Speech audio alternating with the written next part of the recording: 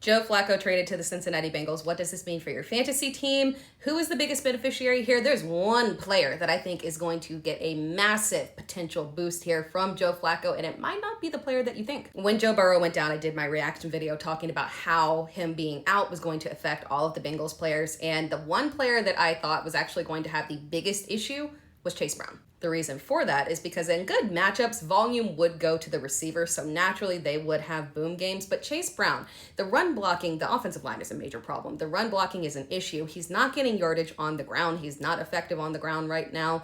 Goal line opportunities are not there. So naturally, he has to thrive off of checkdowns. Now, the receptions have kind of been there for Chase Brown. That's the only thing that's been sort of keeping him alive. But unfortunately, there has been like very limited yardage attached to it. There have been no touchdown opportunities outside of week 1. The man has not scored a touchdown, period. Joe Flacco is here to save the day, people, for Chase Brown. In week 1, Joe Flacco had us believing that Dylan Sampson was going to be something special this season. He had 8 receptions on 8 targets for 64 yards. Week 2 was that weird week where all 3 backs were involved because Judkins came back on a limited basis. There were a total of 12 targets, 2 running backs, and a receiving touchdown to Dylan Sampson that week. If Joe Flacco can get receiving touchdowns to Chase Brown, he can save the day here for us from a fantasy perspective.